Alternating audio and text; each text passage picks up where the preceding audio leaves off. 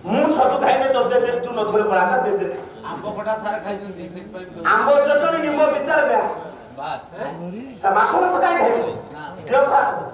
ताले कानी मोर मते कहउचंदी जे काई की एते पाला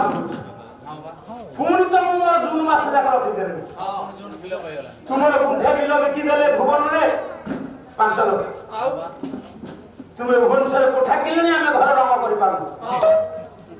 ताला बोलिबि ना न बोलो हां तोया की ए गिडबो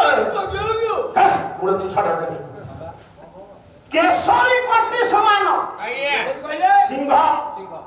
एठी कहिले द्वितीय भंग गले का प्रधान केसरी की सिंह कटी परि जहा कटी हां केसरी केसे सरी हो बस ना अपसरी जिबे रूपे कहले दूरे जिबे केसे रंभा अपसरी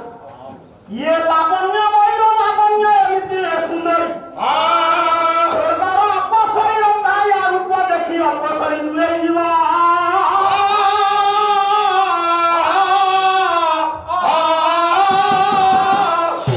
एले काढू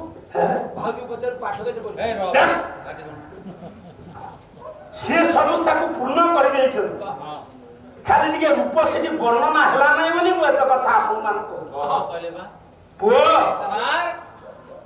ये की विचार करूचंदी के भगवान कृष्ण कहले भाई तुमे जीवन काल में बहुत झियो देखिछो एले एमतिया झियो देखिछो ना आगु ब्रह्मा काहे की सृष्टि कले काय कहला आगु सत्य रंजित मार संभव पुणी पुणी ओडिया कथा आनी कला सर्वोपमान द्रव्य समुच्चय नमः जथापदे संविनिवेश नमः निर्मिता विश्व सुजा जतना जगस्त सौंदर्य विद्युत खेलबा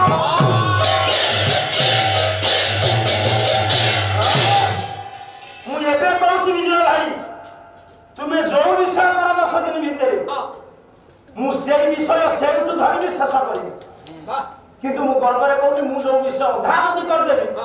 तुमे कर ना करि पारिबनी केही का करना गायक अछंती एबे भी जुव गायक बाहलेनी आम मान को पानी पिए सेटा भूल कथा सब बेले निजुकु कम मन कले आगु पागे आज्ञा हे ज्ञानेन्द्र कुमार जे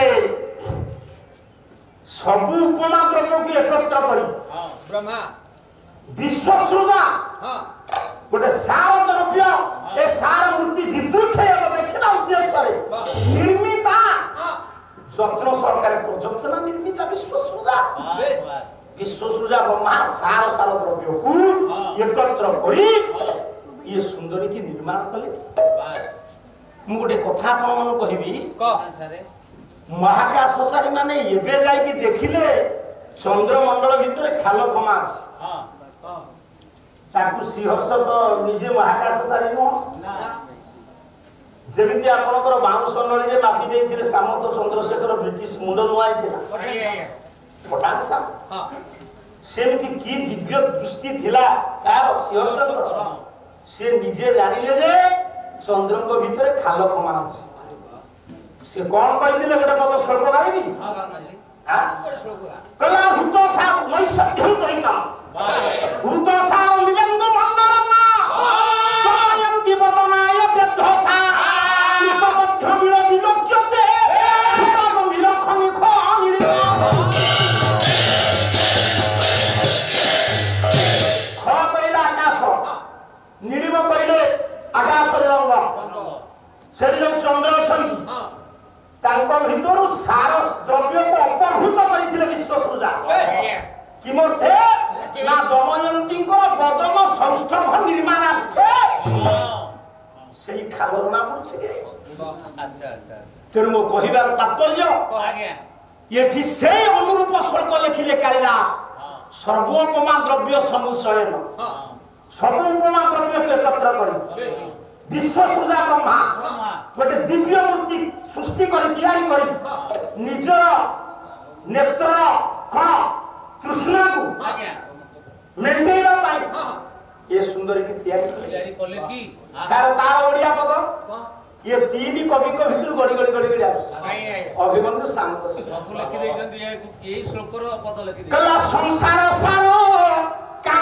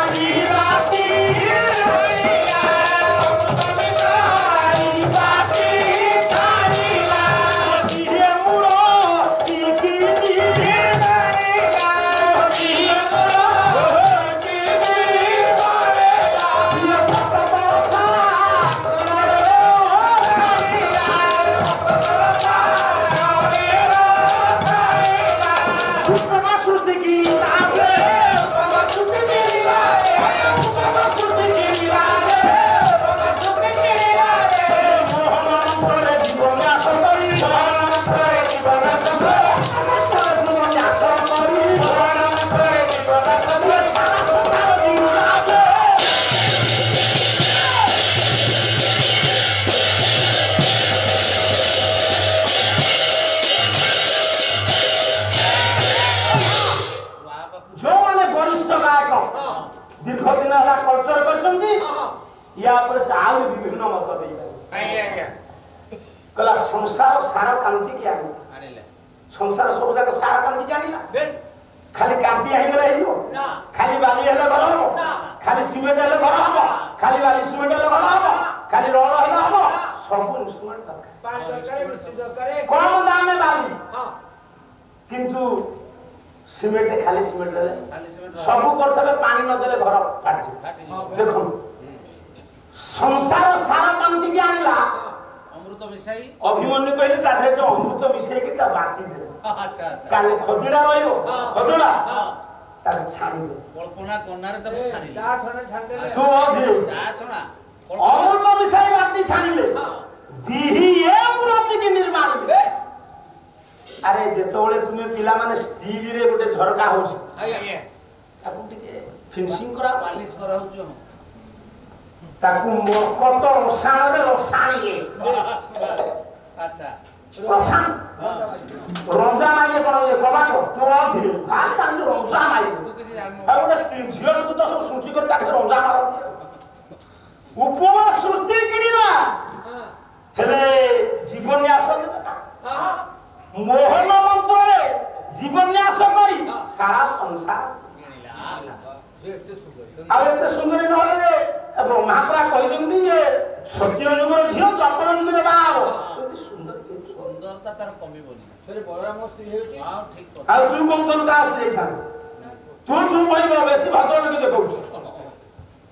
ଯେମିତି ପକେଇକି ବସିଛି ସତିକି ମାନେ ଆସି କୁଣିଆଙ୍କର କୃଷ୍ଣ କହୁଛନ୍ତି ବଡ ଭାଇ ବଳରାମକୁ ଭାଇ ସୁନ୍ଦର ସ୍ତ୍ରୀ ପ୍ରଣାମରେ ମୁଁ ଭାବୁଛି କଣ କରିବୁ ଆଉ ତୁ ତ ଆଗରୁ ରାଜି ଆଉ ମୁଁ ତ ତା ପକେଇବି ଆଉ କୋଣ କାମ ଏମିତି କାହିଁ ହଉଛି କହୁଛନ୍ତି ଲାଜ ଲାଗୁଛି ପ୍ରକୃତ